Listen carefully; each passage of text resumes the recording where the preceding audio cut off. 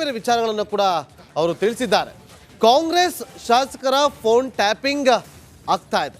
ಕೇವಲ H D Kumaraswamy ಅವರದಾಗಲಿ ಅಥವಾ ಬೇರೆಯವ್ರದ್ದಾಗಲಿ ಅಂತಲ್ಲ, ಕಾಂಗ್ರೆಸ್ನವ್ರದ್ದು ಕೂಡ ಫೋನ್ ಟ್ಯಾಪಿಂಗ್ ಆಗ್ತಾ ಇದೆ. 10% ಫೋನ್ ಟ್ಯಾಪಿಂಗ್ ಆಗ್ತಾ ಇದೆ ಅಂತೇಳಿ ಬಾಂಬನ್ನು ಸಿಡಿಸಿದ್ದಾರೆ. ನೋಡಿ, 100% ಫೋನ್ ಟ್ಯಾಪಿಂಗ್ ಆಗ್ತಾ ಇದೆ ಅಂತೇಳಿ ಬಾಂಬನ್ನು ಸಿಡಿಸಿರುವಂಥ ವಿಪಕ್ಷ ನಾಯಕ R Ashok, H D Kumaraswamy ಅವರು ಮಾಹಿತಿ ಇಲ್ಲದೆ ಯಾವುದನ್ನು ಕೂಡ ಸುಮ್ಮನೆ ಹೇಳೋದಿಲ್ಲ. ಪಕ್ಕಾ ಮಾಹಿತಿ ಇರ್ತವ್ರಿಗೆ, ಆ ಮಾಹಿತಿಯನ್ನು ಇಟ್ಕೊಂಡೆ ಅವರು ಹೇಳಿರೋದು ಅಂತ ಹೇಳಿದ್ದಾರೆ. ಇನ್ನು ನನಗೆ ಬಂದಿರುವ ಮಾಹಿತಿ ಪ್ರಕಾರ ಫೋನ್ ಟ್ಯಾಪಿಂಗ್ ಆಗ್ತಾ ಇದೆ. ವಿಪಕ್ಷ ನಾಯಕ ಗಂಭೀರವಾದಂಥ ಆರೋಪವನ್ನು ಮಾಡಿದ್ದಾರೆ. IPS ಅಧಿಕಾರಿಯಿಂದ ಮಾಹಿತಿ ಸಿಕ್ಕಿದೆ ನನಗೆ ಅಂತೇಳಿ ವಿಪಕ್ಷ ನಾಯಕ ಆರ್ ಅಶೋಕ್ ಅವರು ರಿಪಬ್ಲಿಕ್ ಕನ್ನಡಕ್ಕೆ ಎಕ್ಸ್ಕ್ಲೂಸಿವ್ ಆಗಿ ಹೇಳಿಕೆಯನ್ನು ಕೊಟ್ಟಿದ್ದಾರೆ. ನೋಡಿ, ಯಾವ ರೀತಿಯಾಗಿ ಈಗ ಫೋನ್ ಟ್ಯಾಪಿಂಗ್ ವಿಚಾರ ತನಿಖೆ ಆಗಬೇಕು. ಯಾರಿಗೆಲ್ಲ ಅವಕಾಶ ಇದೆ ಹಾಗಾದ್ರೆ ಫೋನ್ ಟ್ಯಾಪಿಂಗ್ ಮಾಡೋದಕ್ಕೆ? ಕೇಂದ್ರೀಯ ತನಿಖಾ ದಳ ಅಂದರೆ ಸೆಂಟ್ರಲ್ ಏಜೆನ್ಸಿಗಳಿಗೆ ಅವಕಾಶ ಇರುತ್ತೆ. ರಾಷ್ಟ್ರೀಯ ತನಿಖಾ ಸಂಸ್ಥೆಗಳಿಗೆ ಅವಕಾಶ ಇರುತ್ತೆ. IB ಇಂಟೆಲಿಜೆನ್ಸಿ ಬ್ಯೂರೋ ಅಂದರೆ ಗುಪ್ತಚರ ಇಲಾಖೆಗೆ ಫೋನ್ ಟ್ಯಾಪಿಂಗ್ ಮಾಡುವ ಅವಕಾಶಗಳಿರುತ್ತೆ. ಇದರ ಜೊತೆಯಲ್ಲಿ ಪೊಲೀಸ್ ಇಲಾಖೆಗೆ ಹಾಗೂ ತನಿಖಾ ತಂಡ ಅಂದರೆ ಈಗ SIT ಅಂತ ಬರ್ತಲ್ಲ, ಆ ತನಿಖಾ ಸಂಸ್ಥೆ ಅದೊಂದು ತನಿಖಾ ಸಂಸ್ಥೆ ಅಂತೇಳಿ ರೆಡಿ ಮಾಡಿಬಿಟ್ಟಿದ್ರೆ ಅದಂಥ ಒಂದು ತನಿಖಾ ತಂಡಗಳಿಗೆ ಅವಕಾಶ ಇರುತ್ತೆ ಫೋನ್ ಟ್ಯಾಪಿಂಗನ್ನು ಮಾಡುವ ಒಂದು ವಿಚಾರವಾಗಿ. ಸೊ ಈ ರೀತಿಯಾಗಿ ಫೋನ್ ಟ್ಯಾಪಿಂಗ್ ವಿಚಾರವಾಗಿ ಸಾಕಷ್ಟು ಸದ್ದು ಮಾಡ್ತಾ ಇದೆ. ಹಾಗಾದರೆ ಇದಕ್ಕೆ ಅನುಮತಿ ಯಾರು ಕೊಡ್ತಾರೆ ಫೋನ್ ಟ್ಯಾಪಿಂಗ್ ಮಾಡೋದಕ್ಕೆ?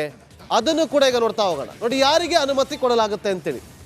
ತನಿಖಾ ಸಂಸ್ಥೆ ಮೊದಲು ಕ್ಯಾಬಿನೆಟ್ ಕಾರ್ಯದರ್ಶಿಗೆ, ನೋಡಿ ಇವಾಗ ಪ್ರಜ್ವಲ್ ಪ್ರಕರಣದಲ್ಲಿ ಫೋನ್ ಟ್ಯಾಪಿಂಗ್ ಮಾಡಬೇಕು ಅಂತ ಬಂದಿದ್ದೆ ಆದರೆ SIT ತನಿಖಾ ತಂಡ ಒಂದು ಮನವಿ ಪತ್ರವನ್ನು ರೆಡಿ ಮಾಡಿಕೊಂಡು ಕ್ಯಾಬಿನೆಟ್ ದರ್ಜೆಯ ಒಬ್ಬ ಅಧಿಕಾರಿಗೆ ಅದನ್ನು ಮನವಿ ಪತ್ರವನ್ನು ಸಲ್ಲಿಕೆ ಕೊಡ್ತಾರೆ.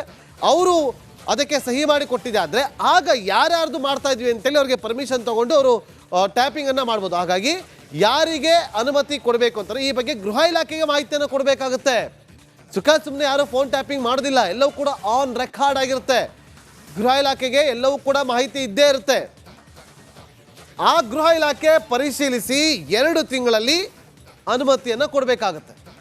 2 ತಿಂಗಳಲ್ಲಿ ಅನುಮತಿಯನ್ನು ಕೊಡಬೇಕಾಗುತ್ತೆ. ಆ ಅನುಮತಿ ಪಡೆದುಕೊಂಡ ಬಳಿಕ ಅವರು ಫೋನ್ ಟ್ಯಾಪಿಂಗನ್ನು ಮಾಡ್ಬೋದು. 6 ತಿಂಗಳ ಕಾಲ ಅವ್ರಿಗೆ ಅವಕಾಶ ಇರುತ್ತೆ. 6 ಮಂತ್ 6 ತಿಂಗಳ ಕಾಲ ಅವರ ಫೋನ್ ಟ್ಯಾಪಿಂಗ್ ಯಾವಾಗ ಬೇಕಾದರೂ ಮಾಡ್ಬೋದು. ಅಂದರೆ ಯಾರ ಜೊತೆ ಮಾತಾಡ್ತಾವ್ರೆ, ಏನು ಮಾತಾಡ್ತಾ ಇರ್ಬೋದು. ಇದಿಷ್ಟೇ ಅಲ್ಲ, ಫೋನ್ ಟ್ಯಾಪಿಂಗ್ ಅಂತಂದರೆ ಕೇವಲ ಫೋನ್ ಟ್ಯಾಪಿಂಗ್ ಅಷ್ಟೇ ಅಲ್ಲ, ಬೇರೆ ಬೇರೆ ಸಾಫ್ಟ್ವೇರ್ಗಳನ್ನು ಕೂಡ ಇನ್ಸ್ಟಾಲ್ ಮಾಡುವಂಥ ಅಪ್ಗ್ರೇಡ್ ಆಗಿದ್ದಾರೆ ಇಲಾಖೆಯವರು. ಈ ಅವಧಿಯಲ್ಲಿ ಫೋನ್ ಟ್ಯಾಪಿಂಗನ್ನು ಮಾಡುವಂಥ ಅವಕಾಶ ಇರುತ್ತೆ. ಸೊ ಕದ್ದಾಲಿಕೆಯನ್ನು ಮಾಡ್ಬೋದು. ಆದರೆ ಆನ್ ರೆಕಾರ್ಡ್ ಇವೆಲ್ಲವೂ ಕೂಡ ಆಫ್ ರೆಕಾರ್ಡ್ ಅಂದರೆ ಅಫಿಷಿಯಲಿ ಅಲ್ಲದೆ ಅನ್ಅಫಿಷಿಯಲಿಗೆ ಫೋನ್ ಟ್ಯಾಪಿಂಗ್ ಮಾಡ್ತಿದ್ದಾರಾ? ಈ ಆರೋಪವನ್ನು ಮಾಡ್ತಾ ಇರೋದು ಎಚ್ ಡಿ ಕುಮಾರಸ್ವಾಮಿ ಅವರು. ಈ ಆರೋಪವನ್ನು ಮಾಡ್ತಾ ಇರೋದು ಅಫಿಷಿಯಲಿ ಅಲ್ಲ, ಅನ್ಅಫಿಷಿಯಲ್ ಆಗಿ ಫೋನ್ ಟ್ಯಾಪಿಂಗ್ ಮಾಡ್ತಾ ಇದ್ದಾರೆ ಅಂತೇಳಿ. ಸೊ ಹಾಗಾದರೆ ಈ ವಿಚಾರವಾಗಿ ಸಾಕಷ್ಟು ಚರ್ಚೆಗಳಾಗ್ತಾ ಇದೆ. ಒಂದು ಕಡೆ ಎಚ್ ಡಿ ಕುಮಾರಸ್ವಾಮಿ ಅವರ ಮೇಲೆ ಏನು ಆರೋಪ ಇದೆ? ಎಚ್ ಡಿ ಕುಮಾರಸ್ವಾಮಿ ಅವರು ಸಮ್ಮಿಶ್ರ ಸರ್ಕಾರದ ಅವಧಿಯಲ್ಲಿ ಅವರ ಮೇಲೂ ಕೂಡ ಆರೋಪ ಕೇಳಿ ಬಂದಿತ್ತು. ಎಚ್ ಡಿ ಕುಮಾರಸ್ವಾಮಿ ಅವರ ಮೇಲೆ ಆರೋಪ ಕೇಳಿ ಬಂದಿತ್ತು, ಫೋನ್ ಟ್ಯಾಪಿಂಗ್ ಮಾಡಿಸ್ತಿದ್ದಾರೆ ಅಂತೇಳಿ. ಅಧಿಕಾರಗಳನ್ನು ಇಟ್ಕೊಂಡು ಸಮ್ಮಿಶ್ರ ಸರ್ಕಾರದ ಮೇಲೆ ಆರೋಪ ಇತ್ತು. ದೊಡ್ಡ ಮಟ್ಟದಲ್ಲಿ ಚರ್ಚೆಗಳಾಗಿತ್ತು. ಕಮಿಷನರ್ ಬದಲಾವಣೆ, ಬೆಂಗಳೂರು ಸಿಟಿ ಕಮಿಷನರ್ ಬದಲಾವಣೆ ವಿಚಾರವಾಗಿ ಕೂಡ ಫೋನ್ ಟ್ಯಾಪಿಂಗ್ ಸಾಕಷ್ಟು ಸದ್ದು ಮಾಡಿತ್ತು, ಎಲ್ಲರೂ ಕೂಡ ಗೊತ್ತಿತ್ತು.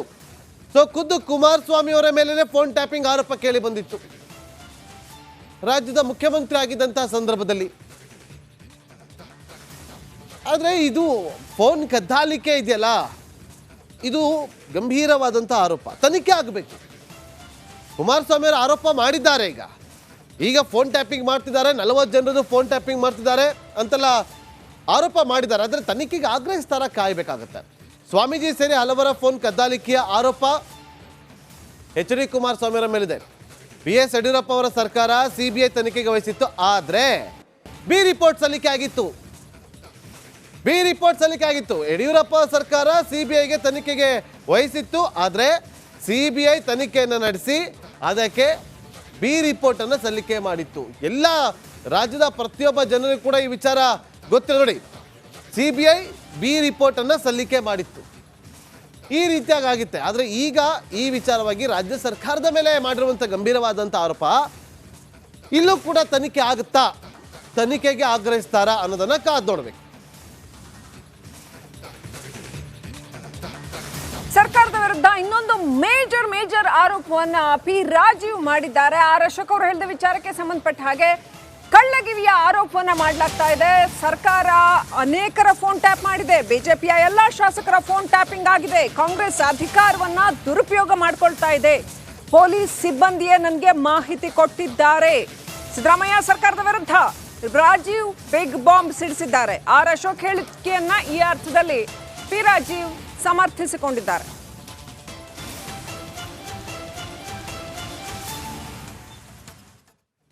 ಇತ್ತೀಚೆಗೆ ಗೊತ್ತಾಯಿತು, ಒಂದು 6 ತಿಂಗಳಿಂದ ಕಾಂಗ್ರೆಸ್ನ ಶಾಸಕರಲ್ಲಿ ಏನು ಅಸಮಾಧಾನ ಹೊಗೆಗುಡ್ತಾ ಇದೆ, ಅದಕ್ಕಾಗಿ ಬಿ ಜೆ ಪಿ ಶಾಸಕರದ್ದು ಎಷ್ಟು ಚಲನವಲನವನ್ನು ಗಮನಿಸ್ತಾ ಇದ್ದಾರೆ, ಅದಕ್ಕಿಂತ ಹೆಚ್ಚು ಅವರದೇ ಪಕ್ಷದ ಚಲನವಲನಗಳನ್ನು ಗಮನಿಸ್ತಾ ಇದ್ದಾರೆ.